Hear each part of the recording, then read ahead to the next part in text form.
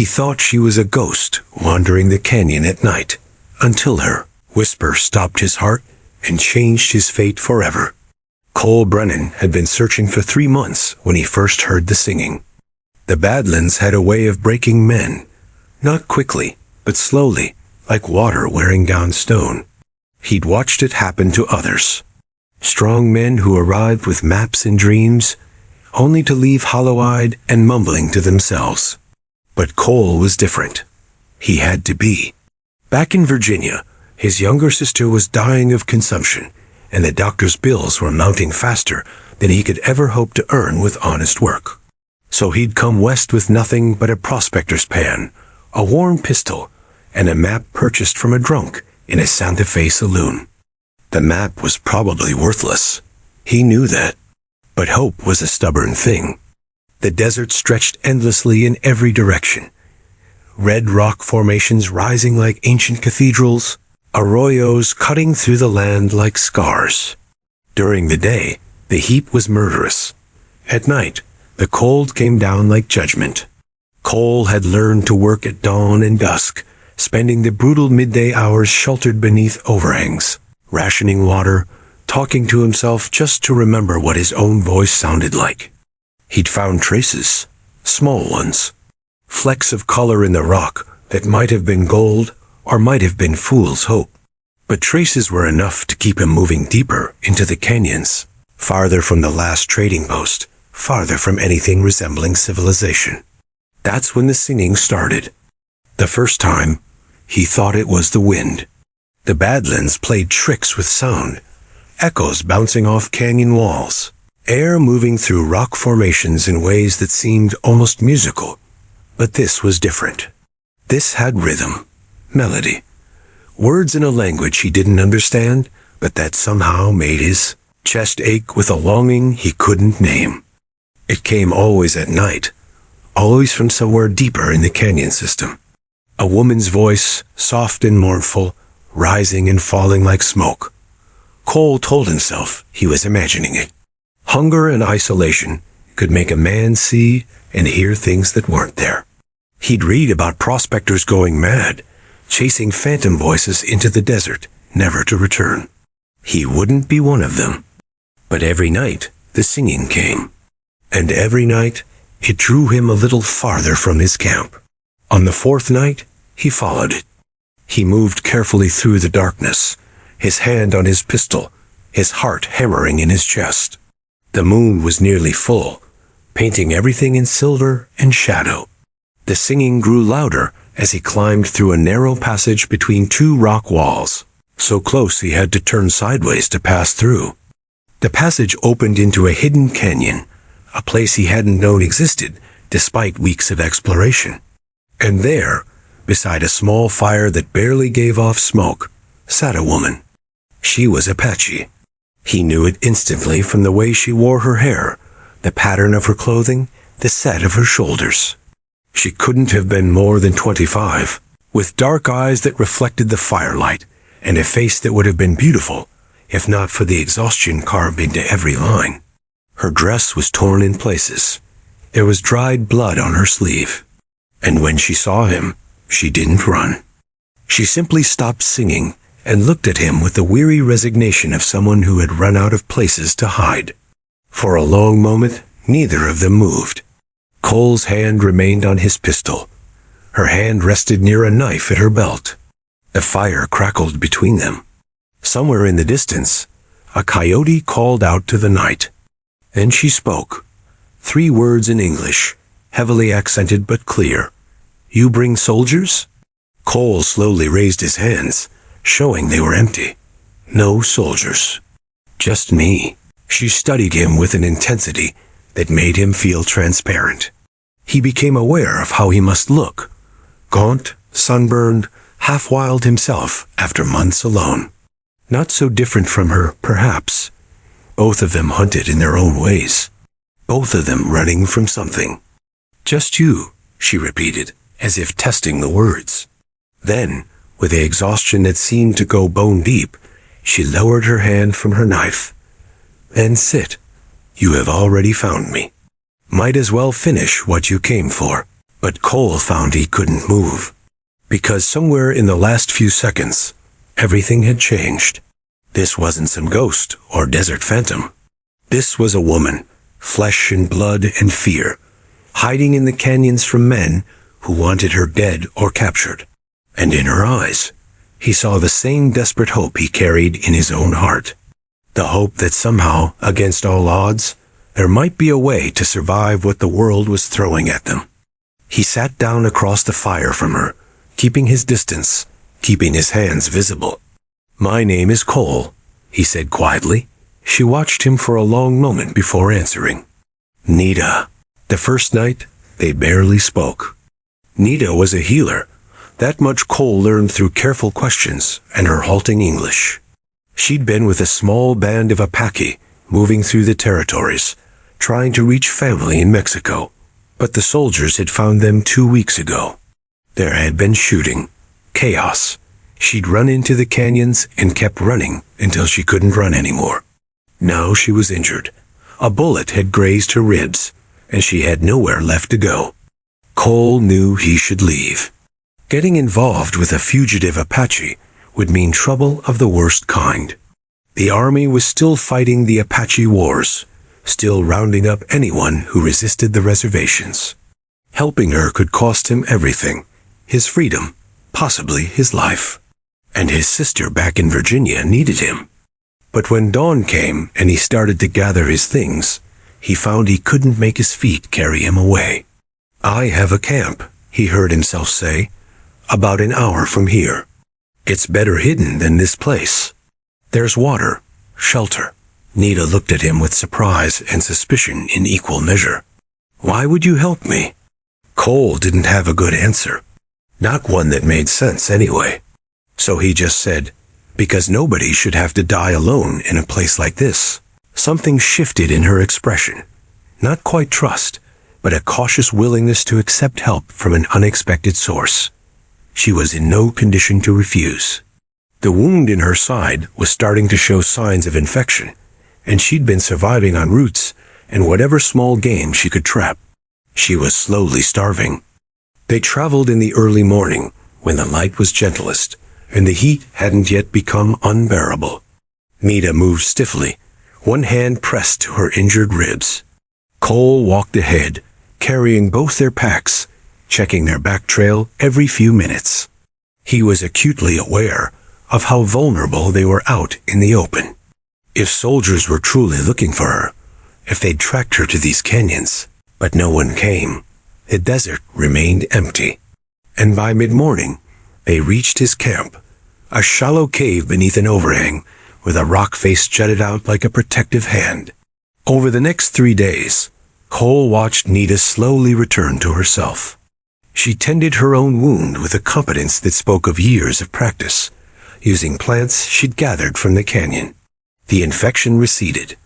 Color returned to her face. She ate the jackrabbit Cole caught and cooked, and though she said little, he could sense her studying him, trying to understand why this white man with the haunted eyes had chosen to risk everything for a stranger. Cole couldn't fully explain it himself. Partly, it was basic human decency, the part of him that couldn't leave someone to suffer when he had the means to help. But there was something else too. Something about the way she'd looked at him that first night. Like she saw past the rough exterior to the man beneath. The man who was tired of running, tired of being alone, tired of fighting battles that seemed impossible to win. On the 4th night, as they sat by the fire, Nita finally told him her story. She spoke of her people, her family. Her mother who had died when Nita was young. Her father who had been a respected warrior and had taught her the healing ways before he fell in battle. She spoke of the reservation, how they tried to live there, tried to accept the new way. But the conditions were impossible. Starvation, disease, children dying. So some of them had left, hoping to find a better way, hoping to reach the mountains of Mexico where other Apaches still lived free. "We were not warriors," she said softly. "We were just trying to survive. But the soldiers, they saw only Apache. Not mothers, not healers. just enemies to be destroyed. Cole listened without interrupting. He'd heard the official stories, how the Apache were hostiles, savages, threats to civilization. But looking at Nita now, hearing the quiet pain in her voice, those stories felt like lies. She wasn't a savage. She was just a woman trying to stay alive in a world that wanted her dead for the crime of existing. I had a sister, Cole found himself saying. Back in Virginia. She's sick. Dying, probably. That's why I came out here. I thought if I could find gold, I could pay for doctors, medicine, maybe save her. Nita looked at him with understanding. You are also running. From helplessness. Yeah, Cole admitted. I guess I am. They sat in comfortable silence for a while, watching the fire burn down to coals. Somewhere in that silence, something unspoken passed between them. A recognition. They were both people the world had pushed the margins, both fighting for things that seemed impossible, both more alone than anyone should have to be. Tomorrow, Nita said eventually, I will help you search for your gold. You have helped me. I will help you. Cole started to protest. She was still healing, still in danger, but the look in her eyes stopped him. She needed this, he realized. Needed to feel useful, needed to give something back, needed to be more than just someone who took and ran and hid. All right, he said. Tomorrow we search together. They found the gold on the 8th day. It wasn't the massive strike Cole had dreamed of. No glittering seams running through the rock face like something from a fairy tale. But it was real. A vein of ore running through a cliff wall in a narrow side canyon. Enough to make a man wealthy if he could extract it and get it to market. Enough to save his sister. Enough to change everything. Cole stood staring at it, his hands shaking, barely believing it was real. After 3 months of nothing, of false hopes and dead ends, here it was. Everything he'd come west to find. This is good? Nita asked, standing beside him. This is, Cole's voice cracked. This is everything. He should have been celebrating. Should have been making plans for how to mine the ore, how to transport it, how to get word to his sister that help was coming. But instead, he felt a strange hollowness open up in his chest. Because finding the gold meant leaving. It meant returning to civilization, to Virginia, to a life that suddenly seemed impossibly far away from these canyons. From the firelight conversations and comfortable silences. From her. Over the following weeks, they established a rhythm. Cole worked the vein, carefully extracting ore, storing it in his camp. It was backbreaking work, made harder by the need to remain hidden. No large fires that might draw attention. No obvious mining activity that could be spotted from a distance. Every piece of ore had to be carried by hand back to the cave, hidden, protected. Nita helped where she could, but more than that, she taught him things. How to find water in seemingly dry arroyos. Which plants were edible, which had medicinal properties. How to read the weather in the shape of clouds, the behavior of animals. The Apache way of moving through the land, not conquering it, but becoming part of it. And in the evenings, they talked. Cole learned about her world, the stories her father had told her, the ceremonies and songs, the way her people understood the connection between all living things. She spoke of beauty in ways he'd never considered. Not the beauty of possession or conquest, but the beauty of belonging, of being woven into something larger than yourself. Nita learned about his world too, the war he'd fought in, though he spoke little of the horrors. His sister Mary, who loved books and flowers, and who deserved a longer life than the one she was getting. His mother who had died when he was young, much like Nita's. The loneliness that had always followed him, even in crowded rooms. The feeling of being slightly removed from life, watching it happen to other people. You are not removed now, Nita observed one night, her dark eyes reflecting the firelight. She was right. For the first time in years, Cole felt present, felt alive in a way that had nothing to do with the gold or his quest or the future he was supposedly working toward. It had to do with this moment. This fire. This woman sitting across from him, who saw him more clearly than anyone ever had. The boundaries between them began to blur. Small touches became more frequent. Her hand on his shoulder when she passed behind him, his fingers brushing hers when he handed her water. The space between them by the fire grew smaller each night. The silences stretched longer, heavy with things neither of them dared to say aloud. Cole knew it was dangerous. Not just because she was Apache and he was white. Not just because the army was hunting her and getting involved could destroy everything he'd worked for. It was dangerous because his heart was getting tangled up in ways that couldn't lead anywhere good. He was planning to leave. She would need to keep running. There was no future for them, no possibility of anything lasting. But knowing that didn't stop the way his pulse jumped when she smiled. Didn't stop him from finding excuses to sit closer, to make her laugh, to extend the evenings just a little longer before they retreated to separate parts of the cave. One night, as they sat watching the stars wheel overhead, Nita began to sing. The same song Cole had first heard weeks ago, the one that had drawn him through the darkness to find her. But now he understood it wasn't just a song. It was a prayer, a mourning, a remembrance of everything lost. When she finished, her eyes were wet with tears she didn't try to hide. Cole reached out without thinking and took her hand. She didn't pull away. Instead, her fingers tightened around his, holding on like he was the only solid thing in a world that kept shifting beneath her feet. "I don't want to lose this," she whispered. "Whatever this is, I know it cannot last. I know you will go, but I don't want to lose it yet." Cole's throat was tight. "Neither do I." They sat like that for a long time, hands clasped, watching the desert night deepen around them. And though neither of them said the word love, it hung in the air between them, impossible and inevitable, like the first star appearing at dusk. Jake Morrison arrived on a Tuesday morning when the sun was still climbing toward its zenith. Cole heard the horse first, the distinctive sound of hooves on rock echoing through the canyon. He froze, his heart lurching. Nita was gathering plants in the next canyon over. They'd grown comfortable, perhaps too comfortable, careless. He grabbed his rifle and positioned himself where he could see the approach without being easily spotted. And when the rider came into view, Cole's stomach dropped.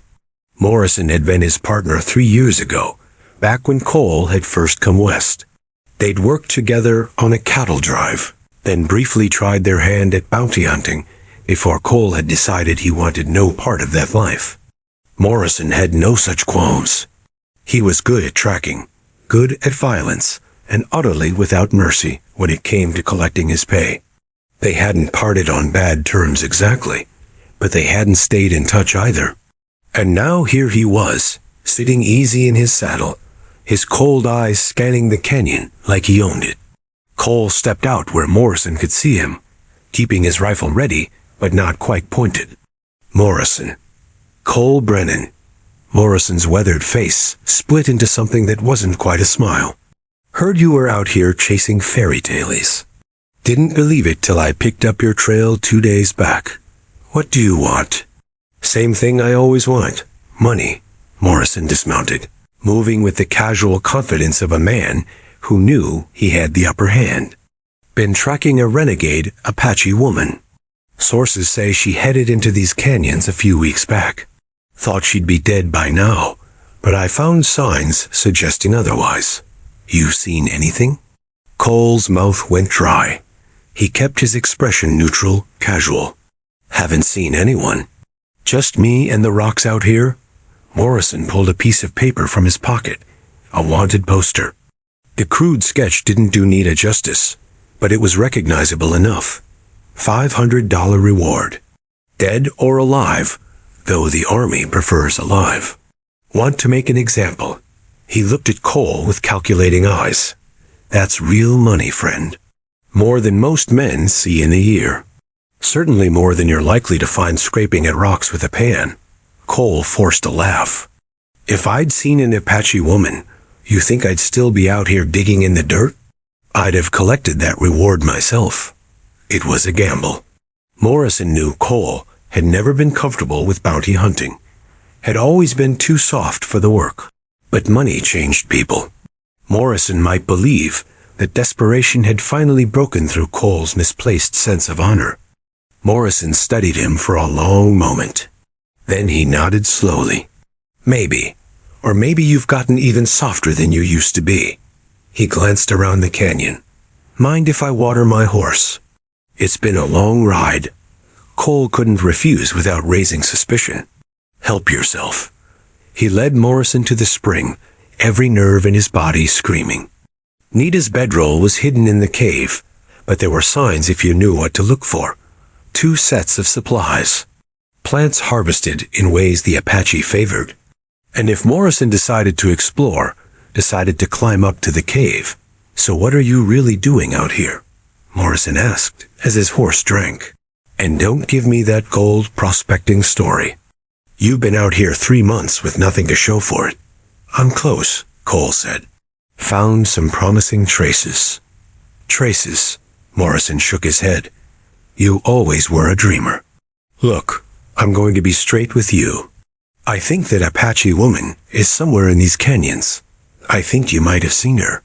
And I think if you're smart, you'll tell me where before I have to waste time searching. I haven't seen anyone. Morrison's hand drifted toward his pistol, not threatening exactly, but a reminder.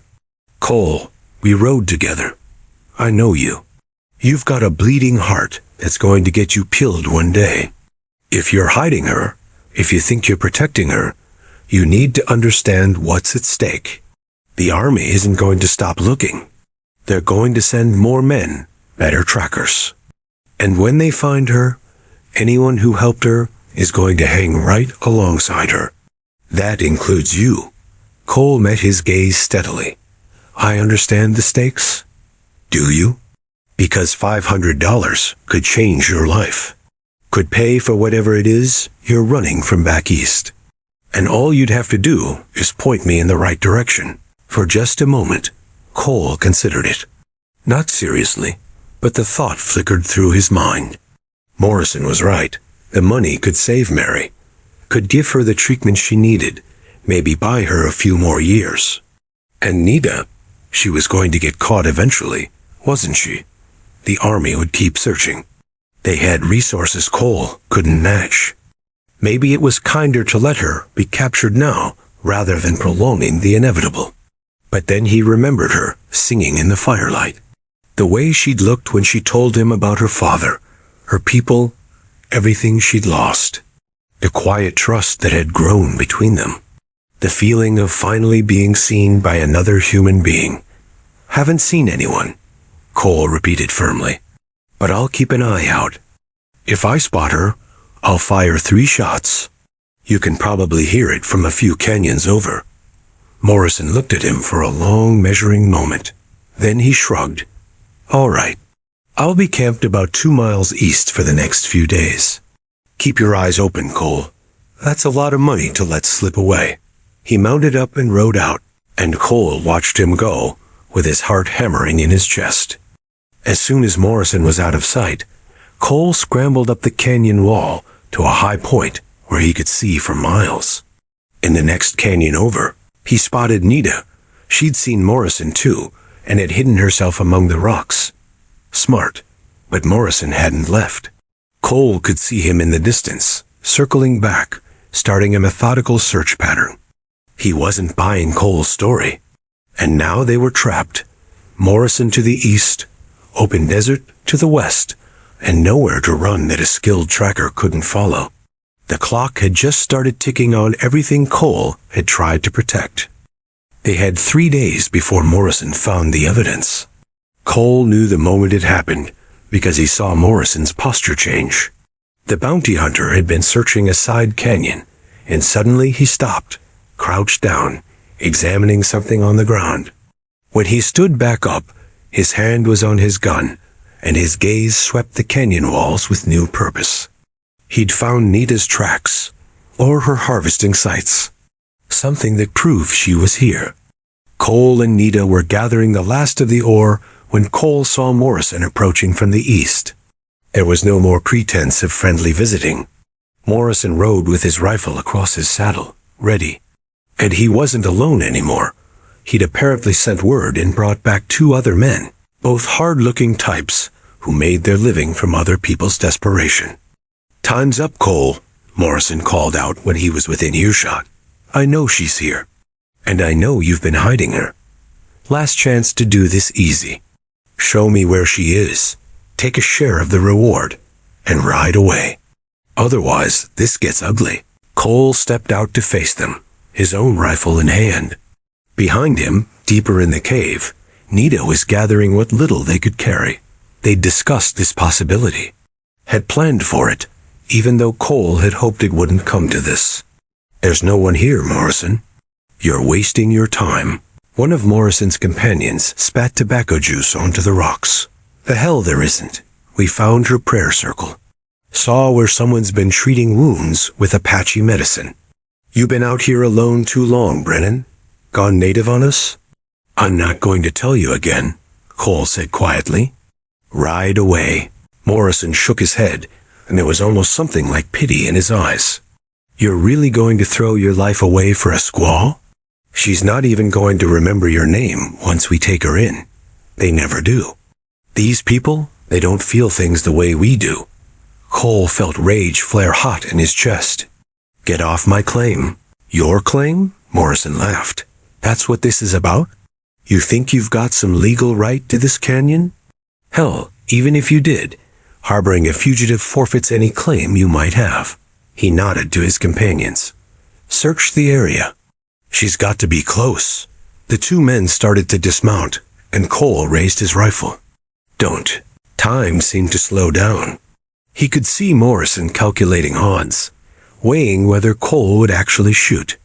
Could see the other 2 men tensing, hands moving toward their guns. 3 against 1. Not good odds, and Morrison knew Cole well enough to know he wasn't a killer. Probably figured Cole would back down when it came to actually pulling the trigger. And Morrison might have been right, if it had been just Cole's life on the line. But then Nita emerged from the cave behind him, her own rifle raised, and the calculation changed. Morrison's eyes widened slightly. He hadn't expected her to be armed, hadn't expected her to stand and fight. "You are hunting me," Nita said, her voice steady despite the tension. "I am here. But you will not take me easily, and you will not harm him for helping me. This is between you and me." "Nita, no," Cole started, but she cut him off. "I am tired of running. Tired of watching good people suffer for my sake." Her gaze swept across Morrison and his men. "You want the reward money? Then come take it. But know that I will fight, and I will not die quietly." Morrison seemed almost impressed. "You got spirit. I'll give you that. But spirit doesn't stop bullets." He looked at Cole. "Last chance, friend. You can walk away from this. Take your gold. Go save your sister. This doesn't have to be your fight." And there it was. The choice Cole had known was coming since the moment Morrison rode into the canyon. His gold, his sister's life, his future, everything he'd come west to find on one side. And on the other side, a woman he'd known for barely a month. A woman the world said he shouldn't care about, shouldn't risk anything for. Except she wasn't just anyone. She was the person who'd made him feel less alone for the first time in years. Who'd seen past his rough edges to something worth knowing. Who'd trusted him when she had every reason not to. Who'd become, somewhere along the way, the most important person in his world. Cole lowered his rifle slightly, and Morrison relaxed, thinking he'd won. Then Cole said, "You're going to have to go through me." Morrison's face hardened. "So that's how it is. That's how it is." For a long moment, they all stood frozen, a tableau of impossible choices and converging fates. Then Morrison sighed and shook his head. "All right then. Boys, on my count." "Wait," Nita said suddenly. She lowered her rifle, and stepped forward, ignoring Cole's protest. I will go with you. No fighting. No one dies. But you must promise to let Cole go. He gets his gold. He leaves. You forget you ever saw him. That is the price. No, Cole said flatly. Absolutely not. She turned to him, and in her eyes he saw a piece he didn't understand. I was always going to get caught, Cole. You know this. The only question was whether I would take you down with me. She touched his face gently. You have a sister who needs you. A life waiting. Don't throw it away. I'm not letting them take you. You don't have a choice. There's always a choice. Morrison cleared his throat. This is touching and all, but he never finished the sentence. Because in that moment, from the canyon rim above, came the sound of multiple rifles being cocked. Everyone froze, looking up. There were 4 Apache warriors on the ridge, and every rifle was pointed down at Morrison and his men. The warriors had been tracking Nita for weeks. Not to capture her, to protect her. They were part of the same band she'd been traveling with. The ones who'd scattered when the soldiers attacked. Some had made it to Mexico. Others, like these 4, had doubled back, unwilling to leave any of their people behind. They'd been watching for days, waiting to see if Cole could be trusted, waiting for the right moment to intervene. That moment had arrived. Morrison and his men were disarmed and sent riding east with a warning that if they returned, they wouldn't leave alive. The warriors wanted to take Nita with them immediately, to Mexico, to safety, to what remained of their people. But she asked for one night. Just one more night. The warriors agreed, though their leader made it clear this was dangerous. More soldiers would come. Morrison would bring reinforcements. The window for escape was closing fast. Cole and Nita returned to the cave as the sun began its descent toward the horizon. They didn't speak much. There wasn't much to say. Everything had already been said, or was too large to fit into words. Instead, they moved through familiar rituals. Building the fire, preparing food, settling into the spaces they'd carved out together over the past weeks. But this time, everything was saturated with the knowledge that it was ending.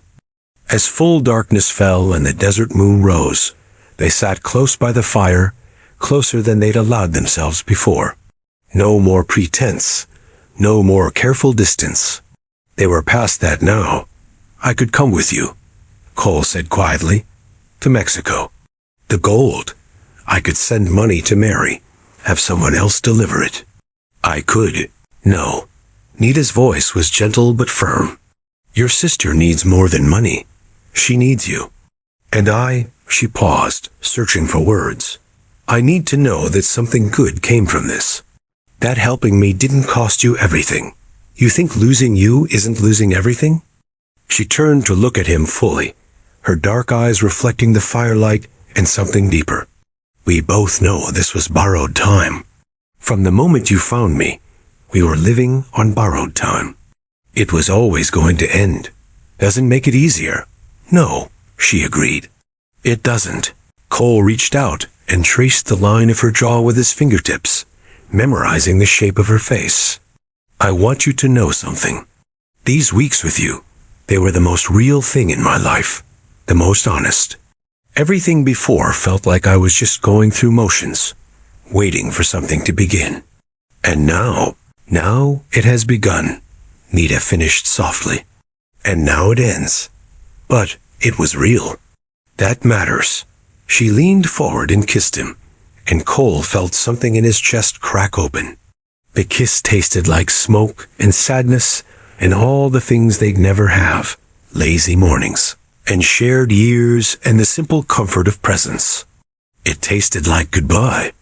When they pulled apart, Nita rested her forehead against his.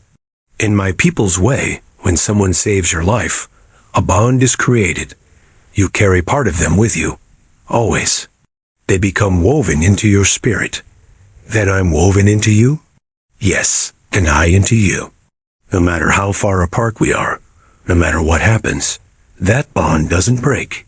They held each other as the fire burned down, as the moon climbed higher, as the night deepened around them. At some point, they lay down together beneath Cole's blanket, fully clothed but tangled together, desperate for contact, for warmth, for one more moment of not being alone. Cole didn't sleep. He couldn't bear to waste even a minute of unconsciousness when every second with her was precious. Instead, he listened to her breathing, felt the rise and fall of her chest against his, tried to burn the sensation into his memory so thoroughly that he'd be able to recall it years from now when he was old and this night was just a story he'd stopped telling. Just before dawn, Nita stirred. She didn't say anything, just held him tighter for a moment. Then she kissed him once more, soft, lingering, final, and pulled away. She gathered what little she had. Cole gave her his canteen, his best knife, half the dried meat they'd stored. She tried to refuse, but he insisted. At least he could give her that much. At least he could know she'd be slightly more comfortable, slightly safer, as she made the long journey south. The warriors appeared as the eastern sky began to lighten from black to deep purple. They nodded respectfully to Cole, a gesture of acknowledgement that surprised him. He'd helped one of their own. That meant something. Nita mounted one of their horses. From that height, she looked down at Cole, and he saw tears on her face for the first time since they'd met. "If you ever," she started, then stopped, because they both knew there would be no ever, no reunion, no fairy tale ending. She was going to Mexico, probably to stay hidden for the rest of her life. He was going back to Virginia, to his dying sister, to a world that would never understand what had happened in these canyons. "I know," Cole said. "I know." She nodded. Then she began to sing, the same song he'd first heard that night weeks ago. But this time, he understood it wasn't just mourning for what was lost. It was also honoring what had been. A prayer for the brief, impossible thing they'd found together. When she finished, she smiled at him, sad and beautiful, and free in a way he knew she might never be again. Then the warriors moved out, and Cole watched them ride away into the breaking dawn, watched until they disappeared into the labyrinth of canyons, watched until there was nothing left to see but empty rock and endless sky. Cole stayed in the canyon for 3 more days, mining the rest of the ore, preparing for the journey back to civilization. The cave felt impossibly empty now. Every corner held memories, her laughter, her voice, the way she'd sit with her legs tucked under her while she worked on her healing preparations. On the 4th morning, as he was packing the last of his supplies, he found something tucked into his bedroll. A small leather pouch, Apache made, containing a carved stone and a lock of dark hair tied with sinew. He stood holding it for a long time, this gift she'd left behind. This piece of herself she'd woven into him, just as she'd promised. The journey back to Virginia took 6 weeks. Cole sold the ore, paid for the best doctors, bought medicine and care for Mary. It helped, bought her 2 more years of life. 2 years she spent painting and reading and living with as much grace as anyone could ask for. When she died, Cole stayed long enough to settle her affairs. Then he went west again. He never found Nita. He looked, spent years searching through Mexico, asking quiet questions in villages where Apache had settled, following rumors and hopes. But she disappeared as completely as if the desert had reclaimed her. Some nights, though, when the moon was full and the wind moved through the canyons in just the right way, Cole swore he could hear singing. The same melody that had drawn him through the darkness that first night. The same voice that had stopped his heart and changed everything. He never knew if it was real or just memory playing tricks. Never knew if she was out there somewhere, safe and free, or if the desert had taken her the way it took so many. But it didn't matter, not really, because she'd been right about the bond. He carried her with him, in the way he moved through the world, in the way he saw people the system had discarded, in the moments of unexpected beauty that made his chest ache with recognition. She was woven into him, part of his spirit now, as permanent as scars and just as sacred. Cole never married, never settled. He spent his years moving through the territories, helping where he could, protecting those who needed protecting. And every time he made camp beneath the desert moon, he'd take out that leather pouch, hold the carved stone in his palm, and remember the woman who taught him that love didn't need a future to be real. That sometimes borrowed time was enough. That some ghosts were worth following into the darkness. And that the desert, for all its harshness, still held moments of grace, brief and impossible and more precious than all the gold a man could carry. The story ended the way it began, with singing in the wind and a lone figure listening beneath the stars, forever changed by a whisper that had stopped his heart and made it beat again in an entirely new rhythm. Thanks for watching this story till the end. Comment below and tell me where you're watching from. And before you go, check out these other amazing Western stories waiting for you next. Subscribe, like, and I'll see you on the next ride.